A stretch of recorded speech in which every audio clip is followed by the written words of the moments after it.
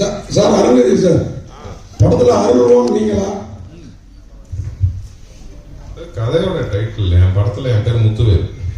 இல்ல அருள்வான் அள்ளி கொடுக்கிறவன் அப்படின்னு. ஆமா, அதுக்கு இவர் சொல்லுவாரு. இது வான் தான் டைட்டில் வச்சோம். அதாவது வானா வானம் சார்ந்து மலை சார்ந்து வருது. அந்த டைட்டில் கிடைக்கல. இப்போ ஜென்ரலாகவே ஒரு ப்ளஸ்ஸிங்காக இருக்கும் அப்படின்றது தான் எல்லாத்துக்கும். அதனால அருள்வான்னு சேர்த்து வச்சுக்கணும். அருள்வான் அவ்வளோதான். டேரக்டர் சார், அது உங்களுக்கு ஒரு கேள்வி. நீங்க பேசுறப்ப காளி வெங்கட் மனசுல வச்சு கதை பண்ண அப்படின்னீங்க. ஆனா ஹீரோன்றப்ப அருள்நிதி சாரையும் ஆரவியும் சொல்றீங்க. அவரும் ஒரு ஹீரோ தான். இவங்க 2 பேரும் வந்ததுனால அவரை கம்மி பண்ணிட்டீங்களோ? அந்த மாதிரி இல்ல. அந்த ஸ்கிரிப்டே வேற வேற வேற ஸ்கிரிப்டா இருந்தது. சின்ன ஸ்கிரிப்டா இருந்தது. அதுக்கப்புறம் கொஞ்சம் ஸ்கிரிப்டை மாத்தி தான் இந்த மாதிரி. அதாவது ப்ரொடியூசர் விருப்பம் என்னன்னா சின்ன படமா பண்ண வேணாம், கொஞ்சம் பெருசா பண்ணலாம், ஏன்னா ஃபர்ஸ்ட் ப்ரொடக்ஷன் பண்றதுனால கொஞ்சம் நல்லாவே பண்ணுங்க அப்படின்னு தான் இவங்க டெக்னீஷியனாகவும் ஜிவி பிரகாஷ், அருள் சார், ஆரவ் சார், அந்த மாதிரி ரம்யா மேம் எல்லாத்தையும் அந்த மாதிரி கொண்டு வந்தாங்க. அதனால அந்த படத்தை கைவிட்டுட்டு இந்த ப்ராஜெக்ட் ஸ்டார்ட் பண்ணோம். ஃபர்ஸ்ட் அண்ணனை கமிட் பண்ணியிருந்த ப்ராஜெக்ட் வேற. ஸோ அதனால தான் சொன்னா நான் அண்ணனோட மறுபடியும் கண்டிப்பா இன்னொரு படம் பண்ணோம். டேரக்டர் சார், ரொம்ப நாளைக்கு அப்புறம் ரம்யா பாண்டியன் யாருக்கு ஜோடி? ஆரவ் சாரோட.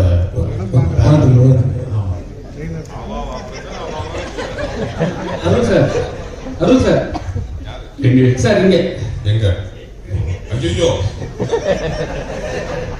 சார், கோடம்பாக்கத்துல அருள்வான்னா எல்லாருக்கும் தெரியும், அருள்நிதி. ஏன்னா பசங்களுக்கு ரொம்ப பிடிச்ச ஒரு நடிகர். அது இல்லாம எல்லாமே செய்வாங்க. இப்ப இந்த படம் டைட்டிலும் அதே மாதிரி ஒத்தி போகுது. ஆனா இப்ப அதே படத்துல அதே நெக்ஸ்ட் படம் டிமாண்டிகாலி ப்ரீ. சோ அதே கான்ட்ராஸ்டா இருக்கு. அது எப்படி நீங்க ஹேண்டில் பண்ணீங்க? ஹேண்டில்னா என்னன்னா அது ஒரு பேய் படம், இது ஒரு நல்லது செய்யற ஒரு படம். சோ அதுல இருந்து எது எப்படி மாறுபட்டது மீன்? இல்ல, இது நான் சொன்னேன்ல ஃபர்ஸ்ட் இவர் கதை சொல்லும் போதே நான் எவ்வளவு படங்கள் பண்ணாலும் இதுல கிடைச்ச கதாபாத்திரம் எனக்கு திருப்பி அமையாதுன்னு தான் சொன்னேன். நான் ஃபுல் ஃபிளெஜ்டா பண்ணாலும் ஒரு கல்வி எவ்வளவு முக்கியம்னு இந்த படம் சொல்லியிருக்கோம். அதே மாதிரி அந்த இடத்துல வாழ்றவங்களோட வாழ்க்கை நம்ம படம் பார்க்கும்போது அவங்க லைஃப் ஸ்டைலே நம்ம புரிஞ்சுக்கலாம். அந்த படம் பார்க்கும்போது அவங்க எவ்வளவு கஷ்டத்துல இருக்காங்க அப்படின்னு. ஸோ அதனாலதான் இதுக்கு என்ன இதுக்குன்னு கேள்வி கேட்டா எப்படி பதில் சொல்லுங்க? கதாநாயகனா ஃபுல் ஃபிளெஜ்டா நடிக்கிறது சந்தோஷமான விஷயம். ஒரு டேரக்டர் ஒரு 5 நாள் ஸ்டோரி சொல்லும் போது உங்களுக்கு என்ன தோணுச்சு அந்த நேரத்துல? அவர் 5 நாள் ஸ்டோரி சொல்ல 5 நாள் வர சொன்னாரு. உங்களுக்கு என்ன தோணுச்சு? பண்ணலாமா வேணாமா? நிறைய முடிவு எடுத்துருப்பீங்க நைட்டு. இல்ல, இவர் கொஞ்சம் குண்டக்க மாட்டாக்கான ஆள் தான். ஏன்னா ஆல்ரெடி தகராறுன்னு ஒன்று வச்சு எடுத்தாரு. அதனால எனக்கு என்னன்னா சீரியஸாவே ஃபர்ஸ்ட் ஒரு 5 நாள் தான் இருந்துச்சு. அதுக்கப்புறம் ஒரு 20 நாள் வந்துருக்கோம்னா ஆக்சுவலா ஃபுல் படம் இருக்கேன். நான் சொல்ல மாட்டேன். நானும் அவங்க கிருத்திகா இவங்க எல்லாரும் ஃபுல் படம் இருக்காங்க. Next sir, hero sir, Arulnithi sir வணக்கம். நாங்க பேசவே செஞ்சிருக்கேன். நீங்க தான் பேசணும் சார். மாசான ஹீரோவா பல படங்கள் பண்ணிட்டீங்க. பட் இந்த படத்துல ஒரு முக்கியமான கேரக்டர் அப்படின்னா 5 நாளைக்கு ஒத்துக்கிட்டீங்க. அடுத்து வரக்கூடிய இந்த மாதிரி கதைகள்ல முக்கியமான கேரக்டர் 2 நாள் 5 நாள் அப்படின்னா ஒத்துப்பீங்களா சார்? நான் இது வரைக்கும் எந்த படம் மாசான ஹீரோவாவே பண்ணல சார். வம்சம் ஒண்ணு போதும் சார். வம்சம்ல என் படங்கள் எல்லா படங்களையும் எல்லா கதாபாத்திரக்கும் எல்லாருமே ஹீரோ மாதிரி தான் இருப்பாங்க. வம்சம்ல என்ன கிஷோர் சார் தான் ஹீரோ மாதிரி இருப்பாரு. அவரை வச்சுதான் படமே. இல்ல, இன்னைக்கு வரைக்கும் அருள்நிதி சார் தான் வம்சத்தை முக்கியமா சொல்றாங்க. அந்த மாதிரி ஒரு மாசான படமும் நீங்க அடுத்து கொடுக்கணும். பட் இதை மாதிரி முக்கியமான கதைக்கு முக்கியமான கேரக்டர் ஒரு 5 நாள் அப்படின்னாலும் நான் நடிக்கிறேன் அப்படின்ற மாதிரி நீங்க இருக்கீங்க சார்? கண்டிப்பா பண்ணுவேன். முக்கியத்துவம் வாய்ந்த கதைகள்ல 5 நாளுக்குள்ளாலும் நீங்க அனுப்பிங்க. அதுக்கு நான் அதே பண்ணிட்டு இருக்க மாட்டேன். 5 நாளா எல்லா படத்துக்கும் போயிட்டு இருக்கேன். இல்ல சார், 5 நாள் சொல்லி 10 நாள் ஆக்கிடுவாங்க. தலைவா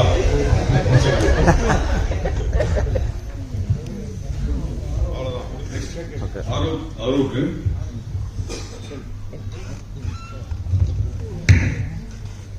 ரம்யா பாண்டியன் மேடம், ஆக்சுவலா உங்களோட கேரியர்ல ரொம்ப முக்கியமான படங்கள் பார்த்தீங்கன்னா ஜோக்கர், ராம அண்ட் ராவணன், இது 2மே வில்லேஜ் சப்ஜெக்ட் தான். ஸோ உங்களுக்கு நல்ல பேர் வாங்கி கொடுத்த அப்படிங்கிற பட்சத்துல நீங்க ஏன் வில்லேஜ் சப்ஜெக்ட் சூஸ் பண்ணி பயந்துறீங்க? இல்ல, இந்த படம் கதை கேட்கும் போது உண்மையிலேயே அந்த மைண்ட் செட்ல தான் இருந்தேன். ஏன்னா வர எல்லாமே வில்லேஜ் சப்ஜெக்ட். அது நல்ல வில்லேஜ் சப்ஜெக்டா இருந்ததுன்னா நம்மள அறியாம நான் ஓகேன்னு தான் சொல்லியிருக்கேன். புடிச்சு வேணாம்னு சொன்னது கிடையாது. பட் இந்த படம் முடிக்கும் போது என் மனநிலை எப்படின்னா வில்லேஜ் சப்ஜெக்ட் பண்றது எனக்கு பெருமையா ஃபீல் ஆச்சு. ஏன்னா ஒரு கிராமத்து மக்களை நம்ம ரெப்ரசென்ட் பண்றோம், அவங்களோட வாழ்வியலை காட்டுறோம். ஸோ அதுல நிறைய நுணுக்கங்கள் இருக்கு, அதுல ஒரு ரியாலிட்டி இருக்கு, ஒரு சோல் இருக்கு. ஸோ படம் முடிகிற டைம்ல நான் பெருமை தான் பட்டேன். ஸோ இப்போ அந்த மைண்ட் செட்ல இல்லை. கதை கேட்கும் போது உண்மையிலே நான் விட்ட போன்ல நோ தான் சொன்னேன். ஸோ இருந்தாலும் ஒரு வாட்டி கேட்க வாங்கினாங்க. தேங்க்யூ சார் திருப்பி வர சொன்னதுக்கு. ஸோ கதை கேட்டதுக்கு அப்புறம் எனக்கு ரொம்ப ஹாப்பி. ஸோ இனிமே வில்லேஜ் படம் கண்டிப்பா கண்டிப்பா கண்டிப்பா. Sir Rahu sir, sir Tamil சினிமாவில் வந்து பெரும்பாலும் வந்து டபுள் ஹீரோ வந்து நடிக்கிறது வந்து ரேரா தான் நடிப்பாங்க. அருள்நிதி சார் கூட நடிச்சிருக்கீங்க, உங்களுக்கு எந்த அளவுக்கு எக்ஸ்பெக்டேஷன் இருந்தது, என்ன சவால்கள் எல்லாம் சந்திச்சீங்க? தமிழ்ல வந்து அந்த ஒரு இது இருக்குது, மல்டி ஹீரோ பண்றது வந்து ரொம்ப கம்மியா இருக்குது. But other languages Malayalam, Telugu, கன்னடால தான் நிறைய பண்றாங்க. தமிழே எனக்கு பண்ணணும்னு ரொம்ப ஆசையா இருந்துச்சு. பட் இந்த கதை சொல்லும்போது வந்து அருள் சாரோட கேரக்டர் அப்போ வந்து யாருமே ஃபிக்ஸ் பண்ணல.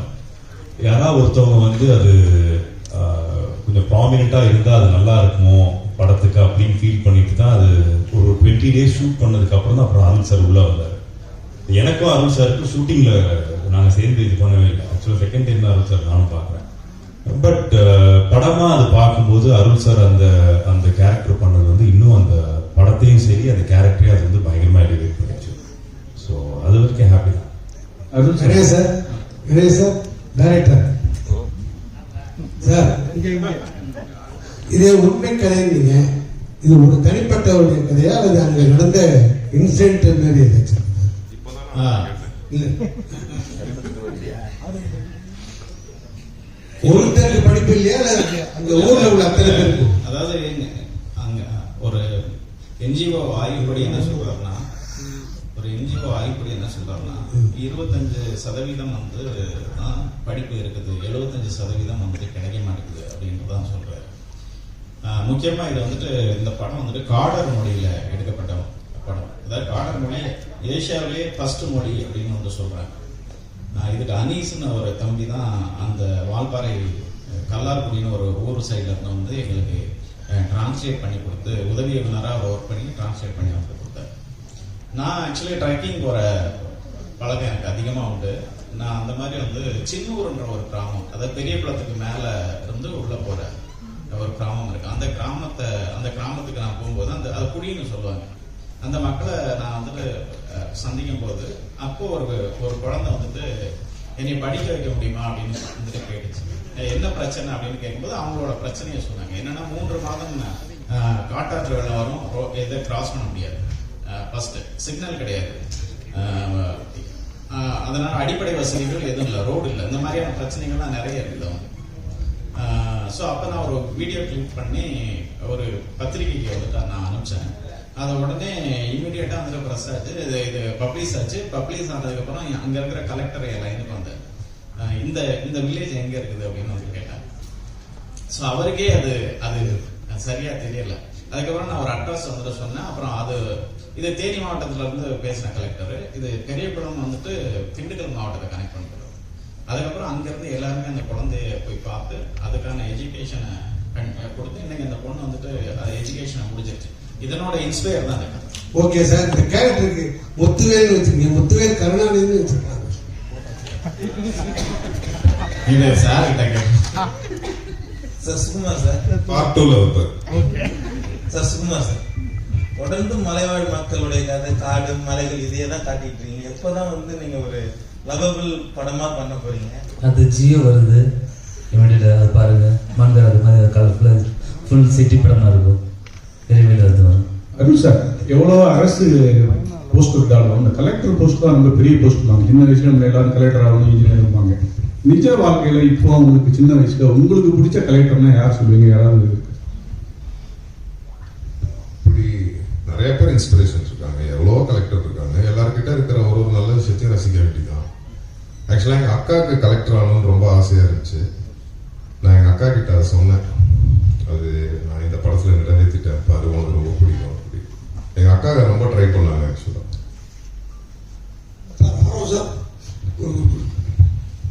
ஒரு படத்துல வந்து அருள்நிதி காளிவெங்கட் 2 பேர் இருக்காங்க. அருள்நிதி சார் இங்க பேசுறப்ப அப்படியே ஜாலியா அப்படி பேசுவார். ஆனா நடிப்புன்னு வந்துட்டா வேற லெவல்ல இருப்பாரு. அவர் உள்ள வந்திருக்கிறாரு. அது மாதிரி காளிவெங்கட் பாத்தீங்கன்னா ரொம்ப சாதாரணமா, நம்மளோட சாதாரணமா இருப்பாரு. ஆக்டிங்ல வேற லெவலில் இருக்கும். உங்களுக்கு அந்த பயம் இருந்ததா? ஏன்னா நீங்க வந்து நல்ல நடிகர் தான், ஆனா ஒரு 2வது 3வது படத்துல இவங்களோட ஜாயின் ஆகிறப்ப நம்மளை தூக்கி சாப்பிடுறவங்களோட ஒரு திங்கிங் உள்ள இருக்கும் இல்லையா? இது இல்லாம ரம்யா பாண்டியன் வேற, அவங்க கிளாமரும் சரி ஆக்டிங்கும் பிரமாதமா பண்ணுவாங்க. எப்படி ஃபீல் பண்ணீங்க? இல்ல ரம்யா பாண்டியன் பார்த்து பயப்படல. அருண் சார் கூட எனக்கு இல்ல போர்ஷன்ஸ் இல்ல, அந்த மாதிரி தான் படத்துல கதை அப்படி, அதனால அருண் சார் கூட நடிக்கிறது இல்லை. பட் காளி சார் கூட 2-3 இது இருந்துச்சு. அப்கோர்ஸ் ஒரு பயங்கரமான ஒரு ஆக்டர் அவங்க. அந்த கதையோட அந்த சீனோட போகும்போது ஐ திங்க் நாங்க டைம் லிமிடேஷன்ஸ் அதெல்லாம் இருந்தாலும் டக்குன்னு கரெக்டா பண்ணிட்டோம். பட் அது படமா பார்க்கும்போது சார் பண்ண அந்த போர்ஷன்ஸ் வந்து அவ்வளோ ஸ்ட்ராங்கா ஃபீல் ஆச்சு, பயங்கர எமோஷன்ஸ் ஃபீல் ஆச்சு. ஸோ அது அவர் ஜஸ்டிஃபை பயங்கரமா அதை பண்ணிட்டார். சார் லால்குடி இளைஞர் சார், நீங்க பேசுறப்ப கேள்வியே கேட்ட பதில் சொல்லுவாங்க. நீங்க மலை சார்ந்த இடமே நல்ல இயற்கையான இடம், ரொம்ப அழகா இருக்கும். நீங்க அங்க என்ன சொல்லுவீங்க? நீங்க விருதுலாம் பல விருது வாங்கினவர், இந்த படத்துலயும் உங்களுக்கு விருது இருக்கும், உங்களுக்கும் சுகுமாருக்கும் கண்டிப்பா இருக்கும். ஃபர்ஸ்ட் உங்களுக்கு ஆர்டர் தான் செட்டு போடுறதுன்னு யார் சொன்னது? இல்ல அதான் தெரியாம செட்டு போட்டதுதான் அது ஆர்டர் நினைச்சிட்டு இருக்கீங்களா? நீங்க டிசைட் பண்ணிக்கிறீங்க. ஃபர்ஸ்ட் ஆர்டர் என்ன நீங்க கேட்டீங்கல்ல, கொஸ்டின் கேட்டிருக்கீங்கல்ல, செட்டு போட்டாதான் ஆர்டர். சார் நானும் பேசிக்க ஒரு ஓவியம் தான், 10வது முடிச்சுட்டு வந்து ஓவியம் கல்லூரியில இடம் கிடைக்காம தான் பத்திரிகையாளராக மாறினேன். அதுக்கப்புறம் பண்ணிக்க இடம் கிடைச்ச பையன் பத்திரிகைக்காரங்க ஒரு ஓவியனா இருந்துட்டு அந்த கேள்வி கேட்க கூடாது இல்ல. இப்ப ஆர்டர் அந்த கலாம் எங்களுக்கு மாட்டிருக்க. ஒரே நிமிஷம், கேள்விங்கிறது என்ன சார்ந்து இல்ல, என் மூலியமா மக்களுக்கான விளக்கம்.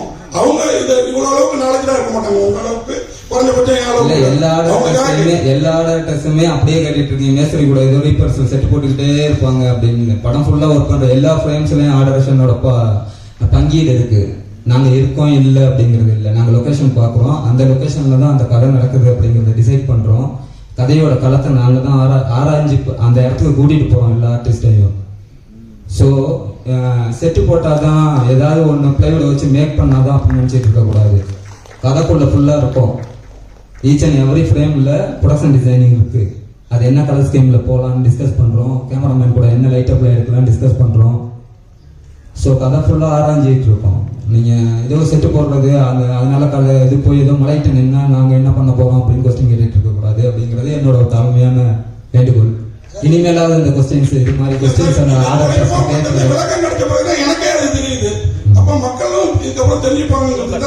நன்றி. இதை போஸ்ட் பண்ணீங்க, நான் கரெக்டா போஸ்ட் பண்ணீங்க, கரெக்டா கொண்டு போய் சேர்த்தீங்கன்னா ஆர்டர்ஸ் அந்த மலையில என்ன செட்டு போடுறீங்க, அந்த தெருவில் எடுக்கிறப்ப உங்களுக்கு என்ன வேலைன்னு கேட்காம இருப்பாங்க ஆடியன்ஸ்.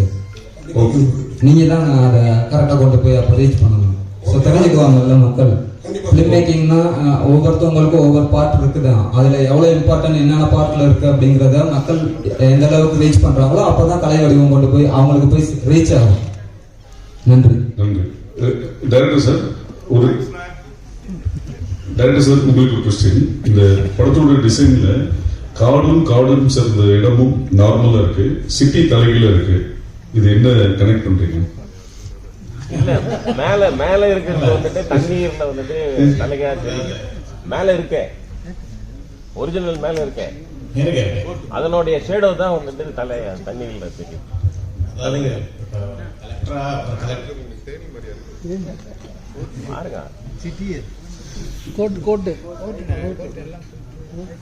இது கதையில என்ன விதமா கனெக்ட்? இல்ல இது ஒரு கலெக்டரா வந்துட்டு நம்ம ஒரு ஃபாரஸ்ட்டுக்குள்ளார கொண்டு போய் ஒரு சிட்டிக்குள்ளார இருக்கிற ஒரு கலெக்டரை சந்திக்க வர ஒரு குழந்தையோட லைஃப் தான் என்னோட எடுத்துக்காட்டா. சார் அருள்வந்தி சார், இன்னைக்கு வந்து கல்வி 2026ல பட்டி தொட்டிங்க எல்லா இடத்துலயுமே கல்வியை கொண்டு போய் சேர்த்திருக்காங்க. ஆனா இன்னமும் ஒரு சில மலைவாழ் மக்களுக்கு கல்வி கிடைக்கல, ஏழை எளிய மக்களுக்கு கல்வி கிடைக்கலன்னு சொல்லியிருக்காங்க. இதுக்கு என்ன காரணமா இருக்குன்னு நீங்க நினைக்கிறீங்க சார்? இதுக்கு காரணம் தெரிஞ்சா நான் உட்காந்து லட்ச கலெக்டரா இருக்க மாட்டேன். அந்த கஷ்டத்தை தான் இந்த படத்துல சொல்லியிருக்கோம். ஸோ இப்போ நிறைய இடத்துல நிறைய பேர் அதை செஞ்சுட்டு வராங்க. இதுவும் பேஸ்ட் ஆன் ட்ரூ ஸ்டோரி தான். இது உண்மையாவே எங்க நடந்தது, எந்த கலெக்டர் அதை செஞ்சாரு, எந்த ஊர்ல நடந்துச்சு, அங்க பேசிட்டு இருக்காரு. இது அது எல்லாமே இவர் சொல்லியிருக்காரு. அதை கேளுங்க, அதை ஒரு தடவை கேளுங்க. நிறைய பேர் ட்ரை பண்றாங்க. இன்னும் இப்போ எல்லா இடத்துலயுமே இப்படி இருக்குன்னு நம்ம சொல்ல முடியாது. எல்லா இடத்துலயுமே கல்வி போய் ரீச் ஆயிடுச்சு. தான் சொன்னாரு 20% இடத்துல. ஆமா 25% இருந்து இன்னும் கம்மியாயிருக்கும், சீக்கிரம் இன்னும் கம்மியாயிடும் நம்புவோம். சொல்லுங்க அந்த பேஸ்ட் ஆன் ட்ரூ ஸ்டோரியில். சார் இப்போ ஒவ்வொரு நாங்கள் எல்லா மலை கிராமத்துக்குள்ளாரையும் போகல, இது கொஞ்சம் ஸ்டடி பண்ணும்போது, இந்த கதையை பண்ணும்போது ஸ்டடி பண்ணும்போது ஒரு குறிப்பிட்ட ஒரு 10 கிராமங்களுக்குள்ளார போனோம். சில குழந்தைகள் வந்துட்டு ஒரு 20 கிலோமீட்டர் இல்லை, ஒரு சில குழந்தைகள் வந்துட்டு ஒரு 20 கிலோமீட்டர் தாண்டி தான் வந்துட்டு ஸ்கூலுக்கு வந்துட்டு போறாங்க. அந்த குழந்தை திரும்பி வர முடியாது. ஏன்னா உங்களுக்கு ஃபாரஸ்ட் தெரியும், அட்டை இருக்கும், எலிஃபென்ட் இருக்கும், இது லெப்பர்ட் இருக்கும். ஸோ இந்த மாதிரி நிறைய பிரச்சனை இருக்குது. இங்க சில இடங்கள்ல தான் உண்டு உறைவிட பள்ளிக்கூடம்னு இருக்கு. என்னன்னா அங்கே ஹாஸ்டல் அவங்களுக்கு, அதாவது இவங்க வந்துட்டு மண்டே வந்துட்டு ஸ்கூல்ல கொண்டு போய் விட்டுறாங்க, சாட்டர்டே வந்துட்டு அந்த குழந்தைங்கள ரிட்டர்ன் வந்துட்டு அந்த பேரண்ட்ஸ் போய் கூட்டிட்டு வராங்க. இதுல இந்த சம்பவத்துல இந்த குடும்பங்களுக்குள்ளார, இந்த சொந்தங்களுக்குள்ளார ஏதாவது ஒண்ணு நடந்து அந்த குழந்தைங்களுக்கு எதுவுமே தெரியறது கிடையாது. இதனோட வலி ஒரு பெரிய வலியாவே இருந்துகிட்டு இருக்குது. ஏன் 20 கிலோமீட்டர் போகணும், ஏன் இந்த இடத்துக்குள்ளார இன்னும் பள்ளிக்கூடம் வரலன்னா, அங்க அடிப்படை வசதிகள் இல்லை. அங்க வந்துட்டு ஒரு டீச்சர் வந்துட்டு இங்க வந்து போகணும்னா டிரான்ஸ்போர்ட் வேணும், வே இருக்கணும். ஸோ அவங்க அனிமலை சமாளிச்சு போகணும். இங்க கீழே இருந்து தரைத்தளத்துல இருந்து நீங்க காட்டுக்குள்ளார போகணும்னா மினிமமா 15 கிலோமீட்டர் மேல போகணும். ஸோ அதுக்கு நிறைய ப்ரொசீஜர் இருக்குது. அது ஸோ இதெல்லாம் ஃபாலோ பண்ணி இன்னும் வந்துட்டு சரியான இடங்கள்ல வந்துட்டு சேரல கல்வி. இதை கொஞ்சம் கொஞ்சமா சேர்த்துக்கிட்டு இருக்கிறாங்க. இந்த மாதிரியான படங்கள் வந்துட்டு இப்ப மக்களை போய் ரீச் பண்ணும் போதும், அபிஷியல் ஆபீசர்ஸ் இதை பார்க்கும் போதும் அவங்களுக்கு ஒரு வந்துட்டு நல்லது நடக்கும் அப்படின்றதுக்காக தான் இந்த மாதிரியான ஒரு ஸ்கிரிப்டை வந்துட்டு நான் பண்ணிருக்கேன். Thank you.